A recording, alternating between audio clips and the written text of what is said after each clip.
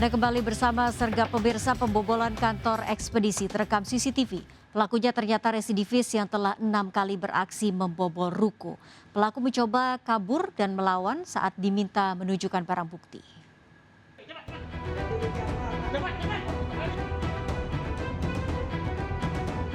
Petugas menangkap Slamet Riyadi, 48 tahun, pembobol kantor ekspedisi di rumahnya di Kota Pangkal Pinang, Bangka Belitung.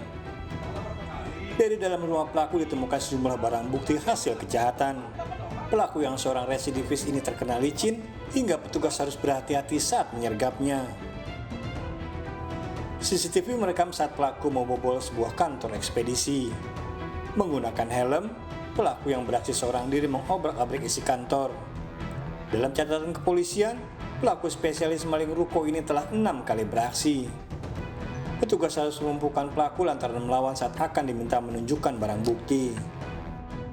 Ada lebih kurang 6 TKP yang pelaku lakukan dan kami terakhir LP pada bulan Juli di ruko sekitar Pasar Putih Pangkal Pinang. Itu kami ungkap dengan ada bukti-bukti petunjuk. Pelaku terancam 7 tahun penjara. Dari Pangkal Pinang, Bangka Belitung, Haryanto melaporkan. Pemirsa, seorang pencuri diambuk warga saat kepergok membawa kabur motor. Pelaku berpura-pura membeli pulsa, membawa kabur motor warga sambil menelpon.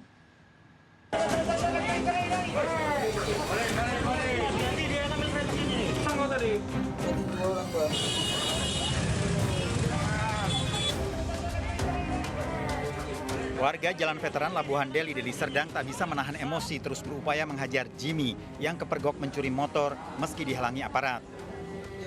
Jimmy sempat dikeroyok karena nekat membawa motor warga yang terparkir di halaman toko pulsa. Warga awalnya tak curiga saat Jimmy membeli pulsa namun tiba-tiba duduk di motor dan membawa kabur. Pemilik motor yang memergoki berteriak dan mengundang warga lainnya. Habis beli pulsa kan, dia pura-pura ngelepon, habis itu ya udah dibawa kereta lari. Ya udah kami kejar. Di situlah ada penampasan. Berapa orang dia, Bang? Sendiri dah, tahu gua. Soalnya sendiri dia bawa lari keretanya. Oh, gitu. Dua. Jatuh, Bang. Ini keretanya jatuh. Oh, terjatuh baru ditangkap. Ya. Polisi datang ke lokasi pencurian mendapati Jimmy mengalami sejumlah luka akibat dikeroyok. Saat dibawa ke kantor polisi pun, warga masih berusaha menyerang Jimmy.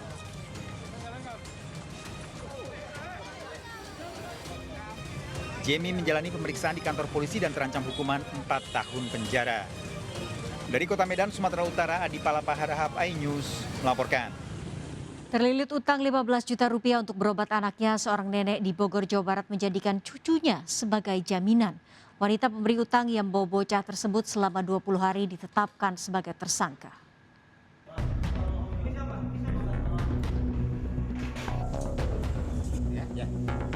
MR, bocah laki-laki 5 tahun dan kakaknya kini dapat bertemu kembali setelah selama 20 hari terpisah. Petugas pun membawanya ke unit perlindungan perempuan dan anak Polresta Bogor Kota, Jawa Barat.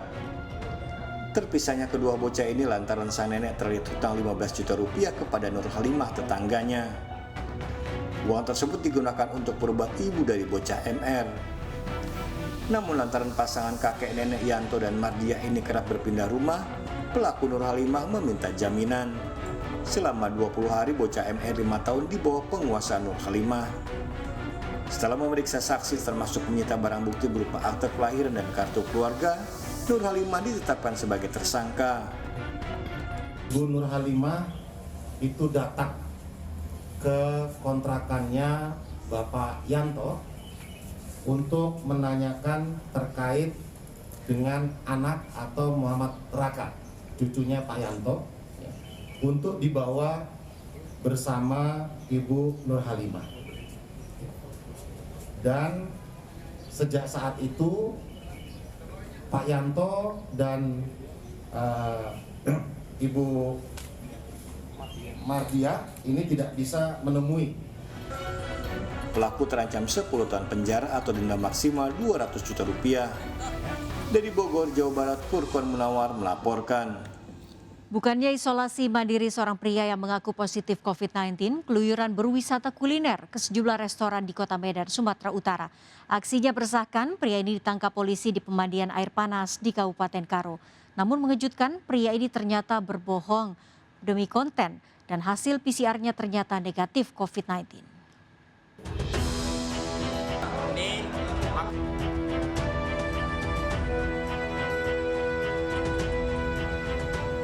Pria bernama Sehat warga Kota Medan yang mengaku positif COVID-19 ini asik membuat konten kuliner di sebuah rumah makan di Kota Medan, Sumatera Utara. Tak hanya satu lokasi, pria 54 tahun ini berkeliling ke beberapa restoran dan kembali membuat vlog kuliner.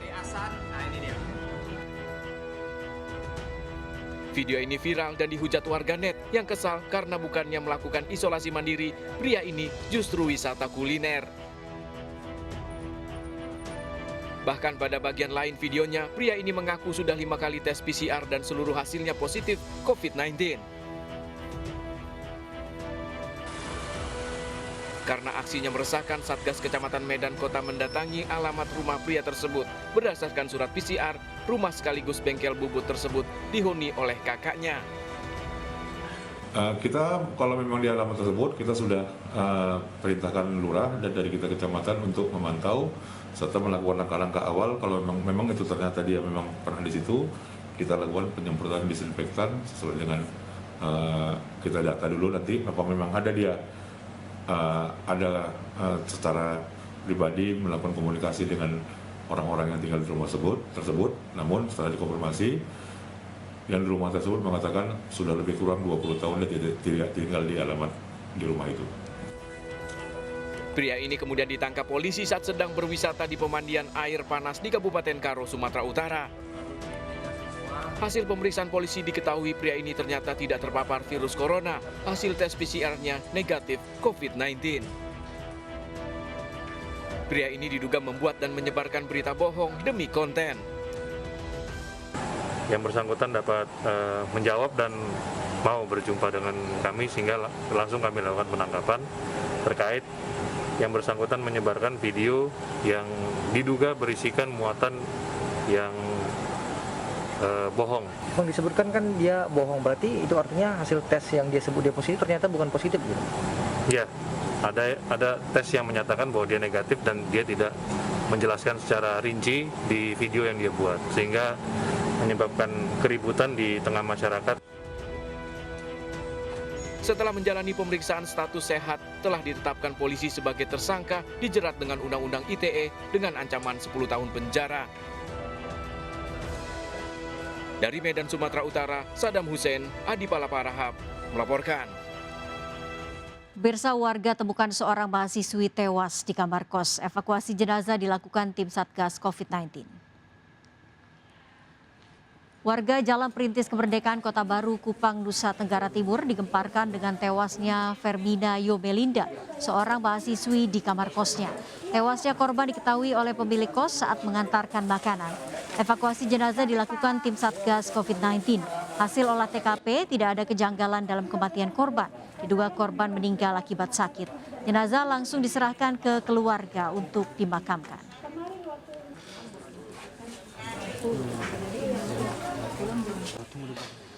Pemirsa, kita akhiri perjumpaan kita dalam berita kriminal sergap edisi hari ini. Saya Nawa Yogi Kusuma, ingat kejahatan mengintai di sekitar Anda. Selalu waspada, taati protokol kesehatan termasuk memakai masker, jaga kesehatan Anda dan keluarga.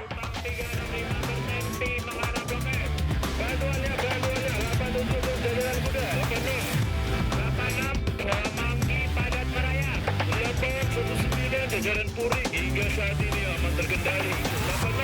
Seluruh jajaran kuda-kuda mengingati masalah